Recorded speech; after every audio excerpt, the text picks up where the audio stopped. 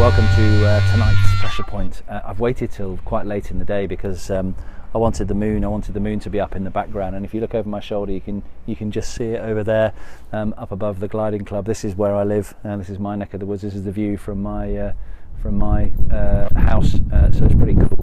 It's a nice place, really nice place to be. But the reason I wanted to wait until now was because I've spent some time with a guy recently who is a former commanding officer of the SAS, and we talked a lot about leadership and teams under pressure, and that's what I'm absolutely fascinated by and excited by, is how people and teams overcome adversity, how leaders lead, and how team members participate.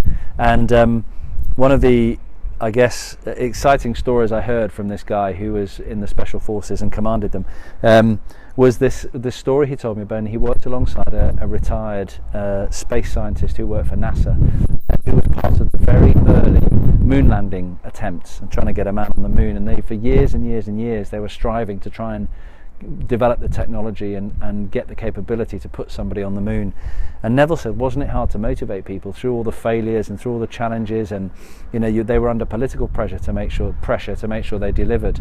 And the guy said no. He said we had the most exciting and motivating goal to keep us on track when things were tough. He said every night we'd work long days, and you'd walk out of the laboratory having just maybe had another failure, or maybe you tried something and you couldn't connect the dots, and he said you'd look up in the sky and you'd see your goal, you'd see the very thing that you were searching for, and he said more than anything else, seeing that aspiration sitting up there in the sky just waiting for you to succeed, he said was just one of the most motivating things that all the crew that were part of those early space missions could have had. It was just a really clear and present example of a compelling and very motivating goal.